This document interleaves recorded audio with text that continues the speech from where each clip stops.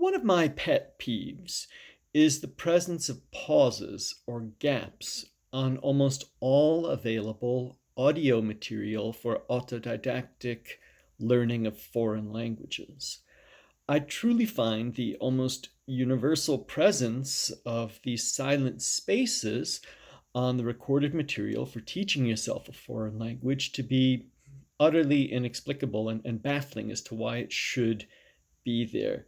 The pedagogy behind it seems to be that you are expected, after being told listen and then repeat, or prompted to say something, you're expected to somehow be able to judge whether you said it correctly based on what you just heard, or after the pause, you'll hear it then, and you're supposed to be able to compare what you just said with what you heard and be able to judge whether you did it properly or not. I just believe that's an impossible task. It certainly is for me. As a language learner, you're just not in a position to judge on, as you're going along, on hearing whether you just said it properly or not.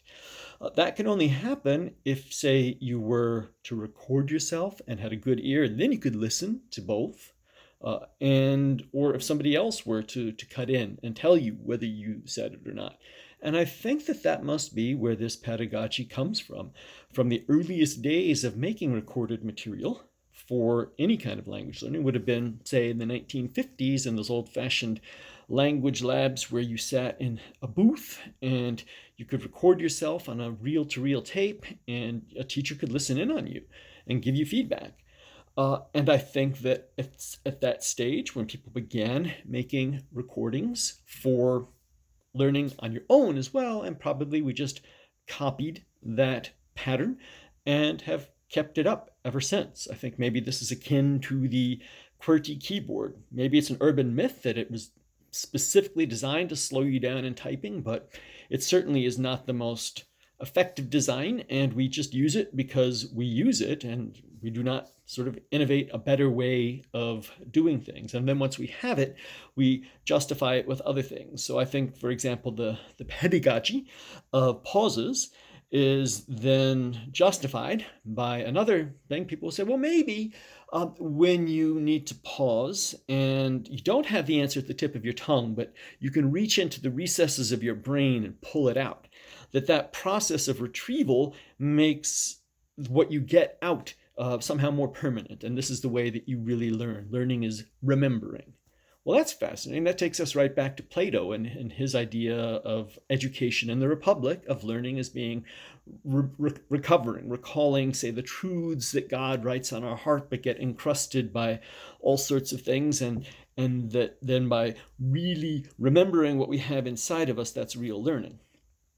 Well, that might be true for moral and ethical truths, but I don't think that can possibly be true for foreign language learning, which is just a question of hearing and repeating sounds that are then encoded with meaning, random sounds that have taken on meaning by the way they're used in a particular context.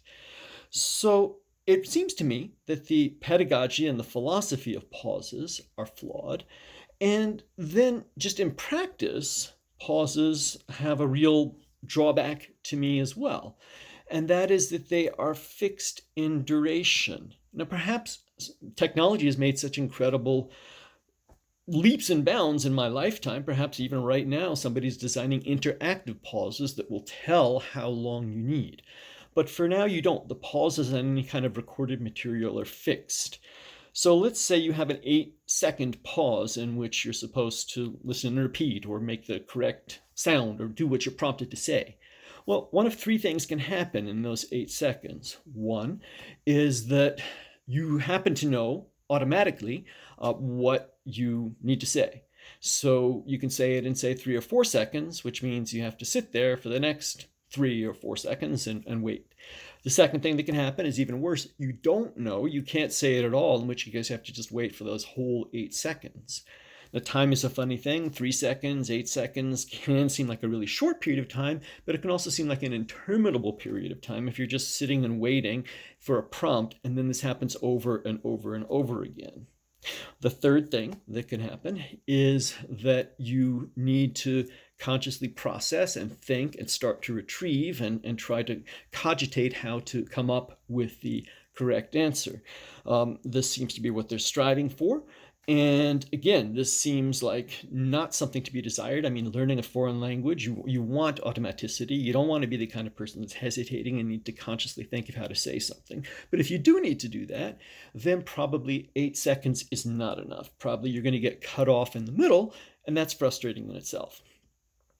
So I think it's a simple fact that most human beings are not like me and you, the people who enjoy watching my videos. We find language learning to be fun and enjoyable and interesting. Most people don't. Most people find language learning, foreign language learning, to be boring, tedious, drudgery, hard, frustrating, all these kinds of negative adjectives. And I think that probably one reason that they feel this way is they get frustrated by these pauses without maybe even articulating exactly what the problem is, the same way I do. So I myself, I've never put up with pauses. I have always gotten rid of them on the audio material that I use.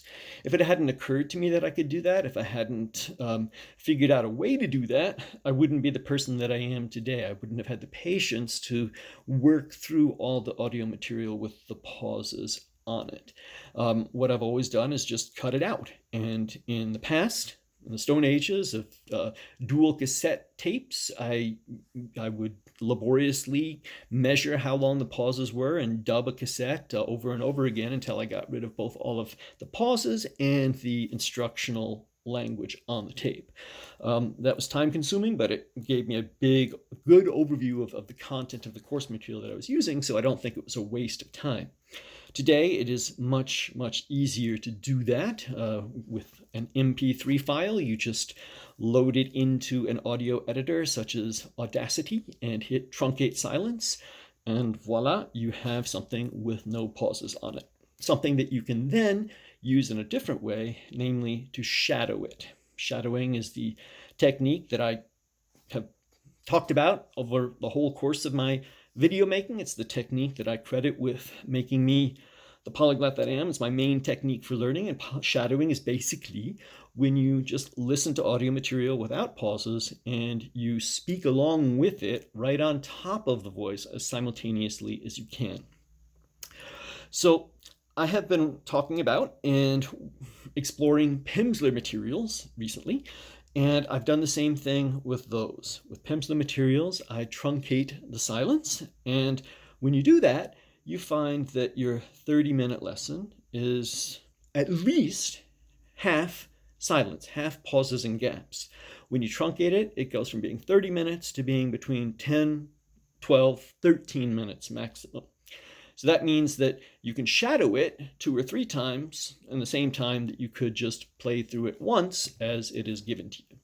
Now, maybe you enjoy the pauses. Maybe they work for you. In that case, stay with them. All power to you. I actually envy you because it's an easier task if you can work with the material as it comes.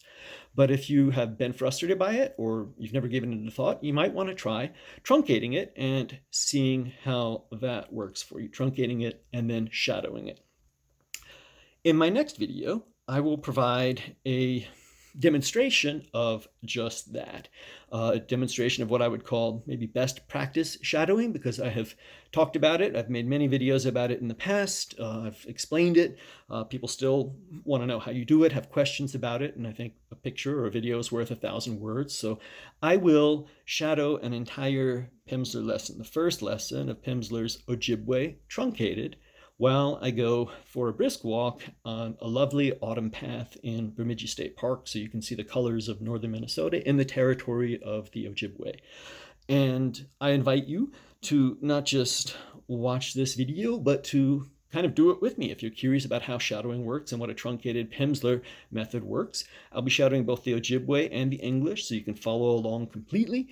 And I would say maybe, you can't take it outside and go for a walk with me, but at least stand up, walk swiftly, march in pace, and try to speak along as I speak along, and you'll get a feeling for what this method is like. Thank you.